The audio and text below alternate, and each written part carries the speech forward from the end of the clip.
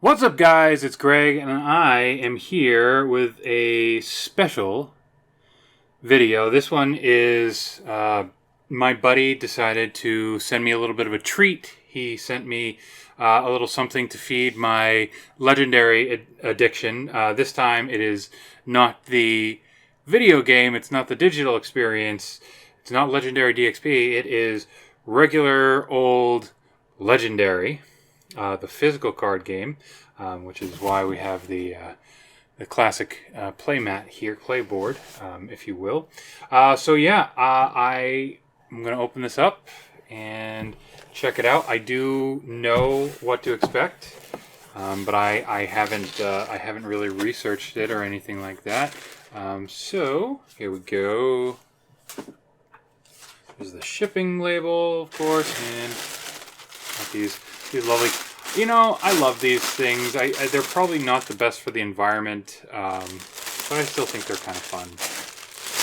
I always enjoy popping those and then sending them off to the recycling center. Okay, so to start, what we have are the Joe Jusko variant cards from the Legendary. So let me see if I can pop this open. Boy, I am not prepared.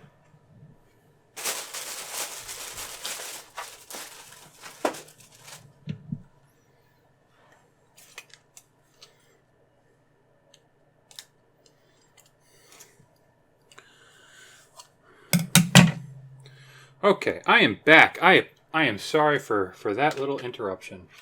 So these are variant art for cards from Legendary. So this is Hulk Smash. This is the big money Hulk from the core set.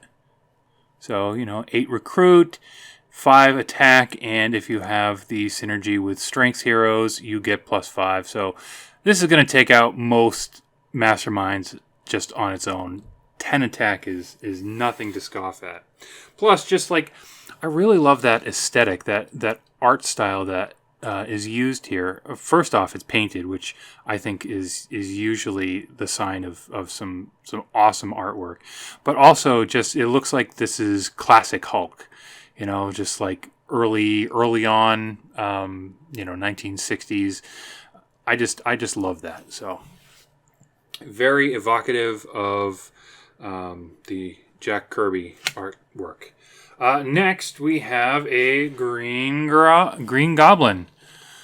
So this is variant for Spider Foes, which came out in. I'm pretty sure this is from Dark City, but check that out. Again, painted. Really, really love it. 6 power. An ambush Green Goblin captures a bystander. I love it. I love it. And last in this this group of promo cards, alternate art cards, this is Thwip, Symbiote Spider-Man. To recruit, you get 4 attack, and it says to play this card, you must put 2 cards from your hand on top of your deck. So you're really, you're trading a little bit in order to be able to play this. But, for 2 recruit, that's pretty darn good. Okay, so now we are going to hop right on in. You can probably see it from there. But Secret Wars. I'm trying to go through and get all the big box expansions. I let him know about my endeavors to do so. And so he said, you know what?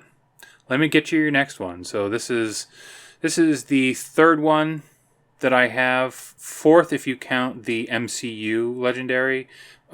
Basically, it's the core set. But anyways, this is my 3rd or 4th.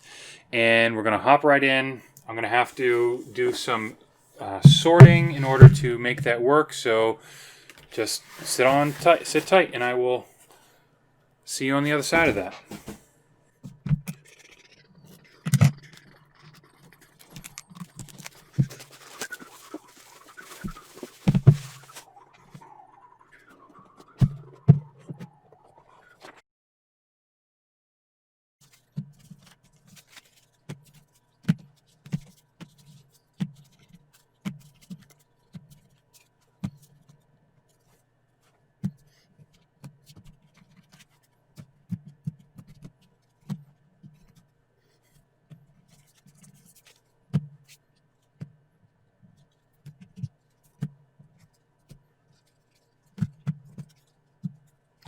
Okay, everyone. Thank you for bearing with me during that incredibly long period of fast forwarding.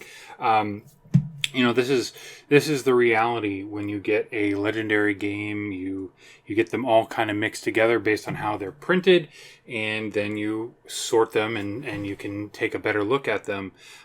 Which depending on how you look at it, it can be part of the fun. Which I kind of like it. But anyways, I wanted to just kind of show you the heroes that came in here. I'll show you the masterminds, and I'm going to leave most of things to be kind of discoveries that you can make on your own. I'm not going to go into the villains and the henchmen and so forth. I'll just kind of mention them. But anyways, there is a new game mode introduced with this set, which is interesting, which can allow a player to be a mastermind. Basically, well, honestly, I haven't read all of the rules, but they play with a deck of ambition cards, which, again, I'm not going to go into them. I'm just going to let it be known that is a thing, and let you guys explore it. I did not read the Secret Wars, either the more recent incarnation of them or back in the day, which, back in the day is what got us, the black suit Spider-Man, the symbiote Spider-Man, and eventually Venom, Carnage, etc. I kind of wish that I had, because I think it's really cool. My concept of all of that comes from the Spider-Man cartoon show. But anyways, I'm getting way off topic. I will say from this, I was seeing a few surprises, and I'll kind of point those out as I go. So first off, we have Apocalyptic Kitty Pryde. This one is 5 recruit. When you play it, when any player defeats a villain or mastermind with a fight effect, you may discard this card to cancel the fight effect. If you do, draw 3 cards. It's an interesting one. It's definitely a trade-off to do that. Very interesting. And I think that I'm going to leave the other cards for the heroes a secret as well, and just talk about the big money card, just so you can see who is in here, but not get too deep. I want you guys to have an opportunity to see how they play and figure it out for yourselves, just for the opportunity of it all. But anyways, Apocalyptic Kitty Pryde, once again, really fun. Here we have Black Bolt. He is a member of the Illuminati. There's a team called Illuminati. And here we go. I don't know too much about Black Bolt. My concept of Black Bolt is basically he's got lightning powers. He's super strong. But when he opens his mouth, stuff breaks. Like, he's got incredible sonic powers. And so he just... I don't know if he has taken a vow of silence or what, but there we go. There's Black Bolt. His card is 3 attack for each card with no rules text you played this turn. Draw a card, which is pretty interesting. Usually that's going to be your agents and your... I'm drawing a blank, but basically your starting heroes. Will have that. It's pretty interesting. Or maybe some of his other cards don't have text as well, so you'll be able to draw cards based on that. And I think that would be really cool thematically for him. 8 recruit in order to gain that guy. And here we have Black Panther. A lot of these guys, my understanding comes from the... My understanding comes from the Marvel films, as opposed to having read them. I didn't read Black Panther growing up. I have read at least some of the Ta-Nehisi Coates. I apologize if I'm pronouncing that name wrong, but fantastic work. He did a run on the comic. He wrote the storylines, and it was really fantastic. Basically, going into what is it to be a king? What are the burdens of being a king? What sacrifices must you make in order to lead and lead your people to prosperity? Really, really fascinating and really, really, really well done. Okay, so Black Panther gained 3 sidekicks, and the synergy based on Illuminati is put them on top of your deck, which is an interesting thing. 7 recruit to get that, and I'll point out here, this is a split team, or this is a multi-color, multi-skill. I forget the actual wordage that they use, but basically when you play this, you get both the symbols here. Get real in close so you can see that. It's pretty cool. So that's important for triggering synergies and so forth, trying to get all of your abilities to activate. Here we have Captain Marvel, another one that I really am only familiar with because of the films. So we see this is Cosmic Energies. It is 5+ attack, and if you have played both 2 strength heroes and 2, and I apologize, I always assume that is Cerebro or Psychic. Basically, this is an uber powerful critical ability where you have to play 4 of these symbols in order to get it. But basically, it goes from 5 attack to 11 attack. You get +6 attack for that. So that's pretty cool. Pretty cool. Now we are seeing a Doctor Strange. Again, he's another Illuminati. Reveal the top 3 cards of your deck, draw any number, and then teleport the rest. 7 recruit to gain that. So teleport is another new keyword here, I believe. And basically what you do with teleport is you set it aside. You don't gain the ability, you don't gain the recruit or attack or whatever as if you were playing it. You set it aside, and then you draw it into your hand as an additional card for your next turn. So it's kind of cool. There's definitely a lot to be said about that. Setting yourself up for the future at the expense of today is well, I mean, it's capitalism, but it's the way of it's a good way to really have the opportunity to defeat the mastermind. There are some pretty nasty masterminds out there. I haven't looked at these yet, so I'm not sure how nasty or not nasty they are, but they exist. So, Lady Thor. Let's see. So this is one of those cards that has both recruit and attack on there. So as you can see, you get 4 recruit and 0 attack. Costs 8. So what's the ability? Well, once per turn, if you made at least 6 recruit this turn, you get +6 attack.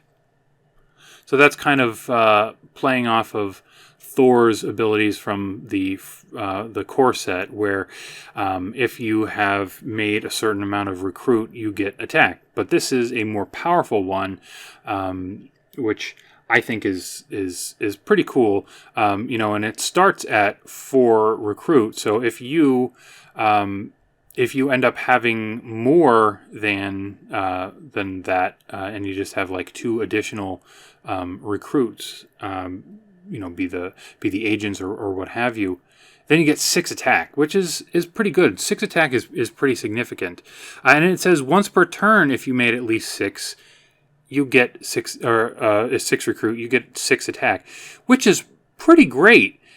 Because it doesn't specify that you had to have played those cards beforehand. In fact, this just allows you to choose when you want to, and it's kind of setting you up to have that ability later on. So if you have other cards that give you card draw or what have you, it allows you to take full advantage, and you're much more likely to get that 6 attack, which is really, really nice. 6 attack is a lot. It's a lot for one card. Okay, here we have Magic. This is Illyana Rasputin, unless they've changed that. My last encounters with Magic involved basically right before the Fatal Attractions storyline where Colossus's little sister ends up succumbing to, I believe it was the Legacy virus, which is a scheme from the first core set, which is pretty neat. So I'll get a little better view here. Pretty neat. And this card is 2+ attack. It has teleport, which again, you can just set it aside and gain it into your next hand.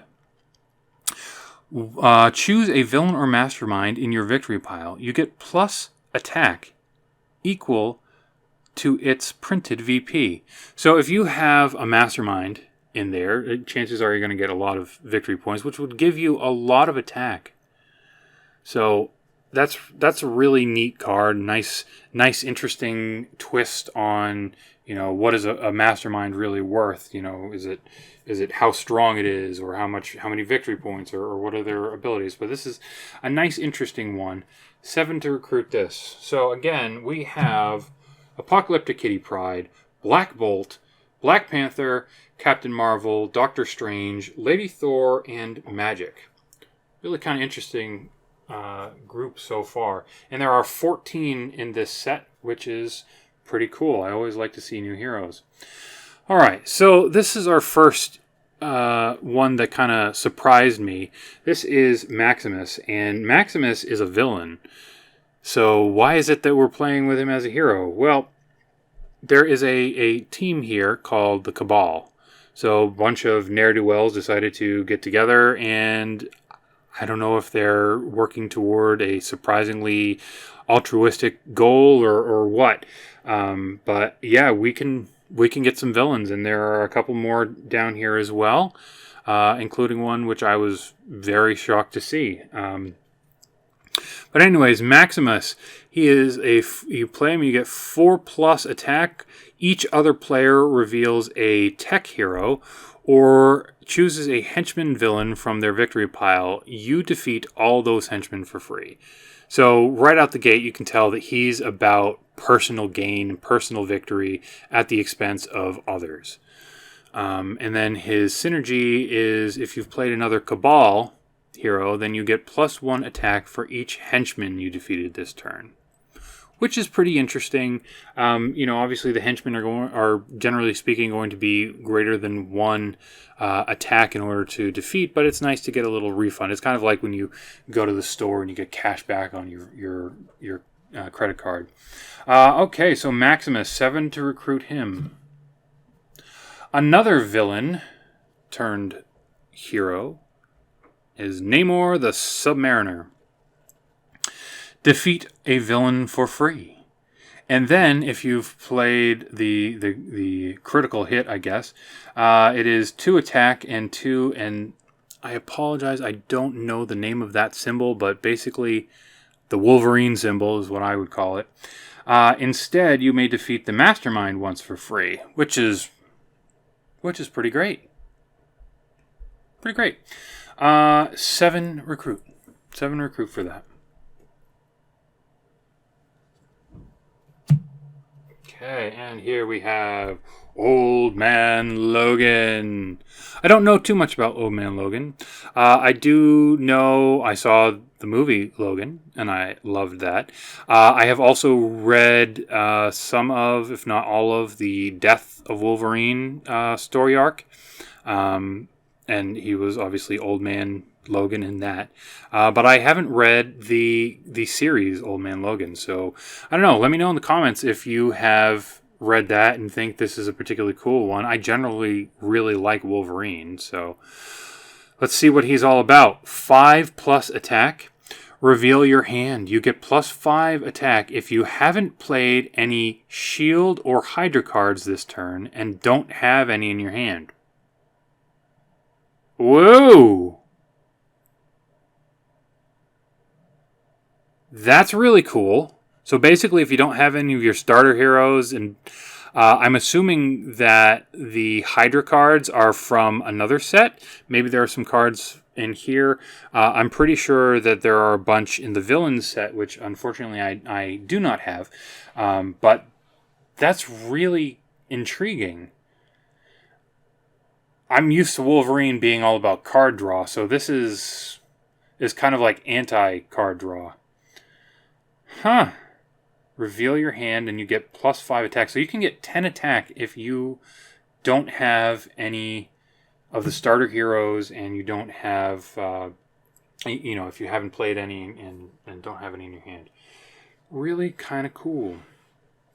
Proxima Midnight. Now, I do not know this character. My assumption is that this is one of the Black Order, the Dark Order, something like that. Basically, the henchmen of Thanos. And I could be very wrong, and I apologize to you folks for not having this answer. Okay, so this is 4+ recruit and 4+ attack. Synergy based on, and I'm assuming that is a psychic symbol. And I apologize again, I don't know all the nomenclature, I just kind of know it by sight. And if you get that synergy, you get +4 recruit and +4 attack. So, amazing. Absolutely amazing. 8 recruit for that. And I think that's a justified cost because there are a lot of heroes that have that. Again, I'm going to call it a psychic skill, but I could be wrong. Very cool to see that. Very, very cool. Superior Iron Man.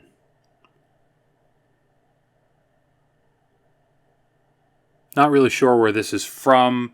If it was just from Secret Wars. I'm assuming that each of these heroes played a part in the Secret Wars storyline. But, I'm not seeing Rocket, not seeing Captain Britain. Maybe they're in Volume 2 of Secret Wars, but they did not make it into this set.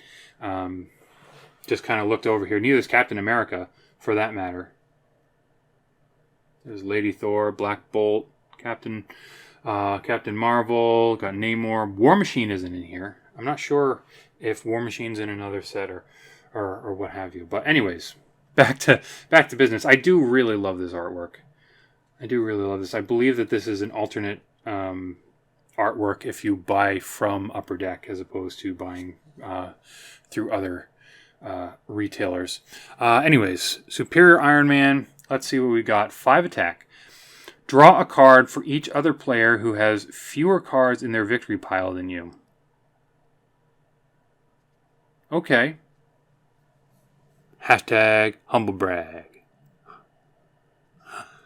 Huh. That's an interesting one. Obviously, if you're playing solo, that's an awful card. Draw a card for each other player who has fewer cards in their victory pile than you. Yeah.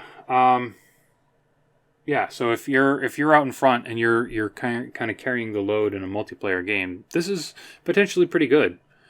5 attack is pretty nice too, but the 8 recruit cost is just too much for me to feel like that is really worth it. So, interesting. I play a lot with a randomizer, so I am more likely to have this guy in my game than if I didn't. If I was just choosing, I probably would avoid Superior Iron Man. I don't have a connection to the hero. Plus, in general, it's not great because I play a lot of solo. Okay, this is the big surprise for me. Thanos. Thanos is a playable hero. Huh. I guess this is not Infinity War. This is Secret Wars. So I guess it does kind of make some sense. I mean, he would definitely be a villain. Not just a Cabal villain. But very interesting. And let's see what it says. When you play this, KO 6 bystanders from the bystander deck. Then defeat any villain or mastermind whose attack is less than the number of bystanders in the KO pile. I mean, thematically, that's amazing. That's amazing. My general concept of Thanos is from the films. I don't really know much about him beyond he has fallen in love with death, the spiritual being who controls life and death and so forth.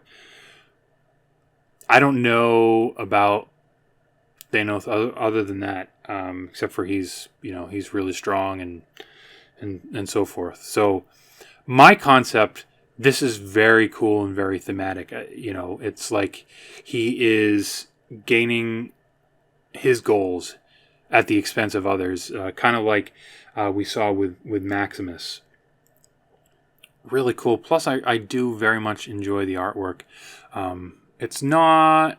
Well, yeah, it is looking like it's painted, which, as you heard earlier, I do enjoy the painted artwork. But 8 recruit for that, and you can see...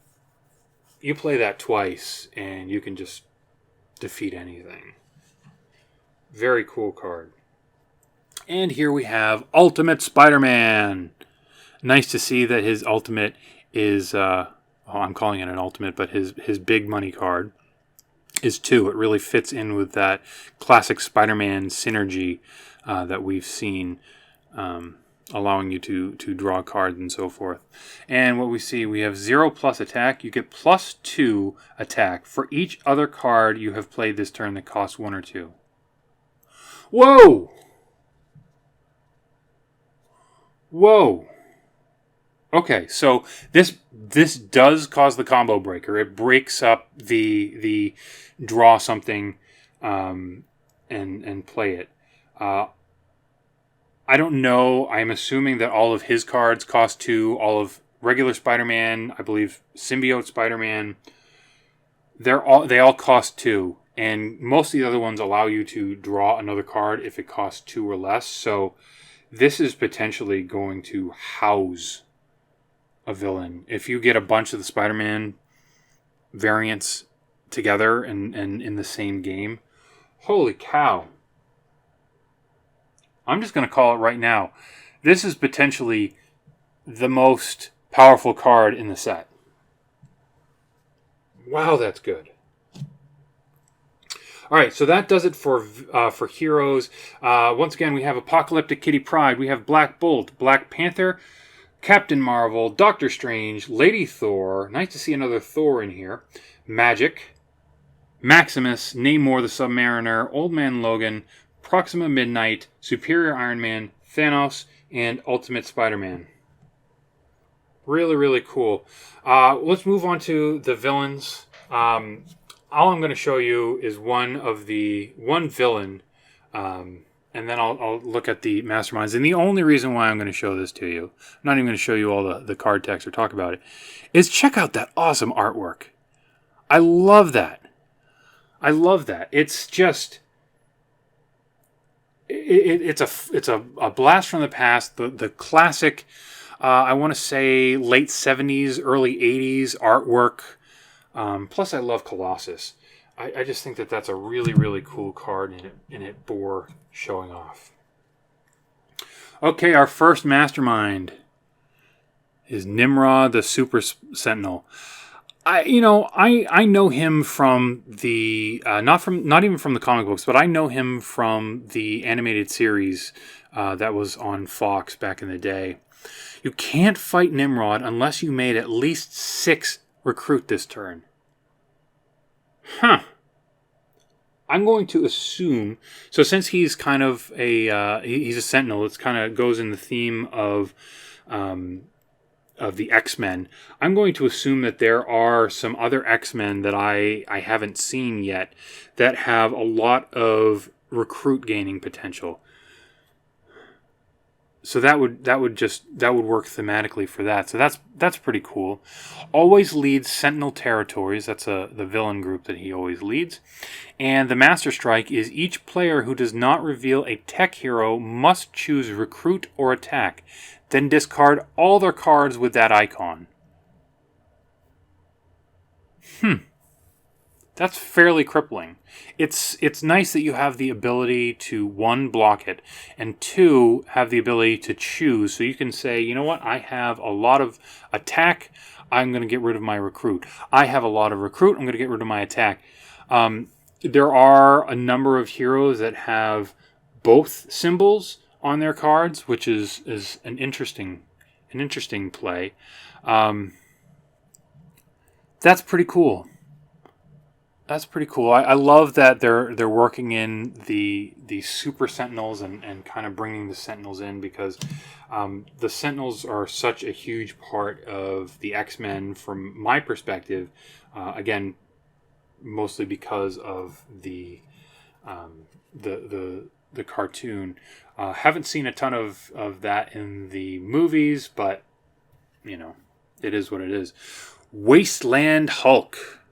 Oh, also, the attack for Nimrod was 6.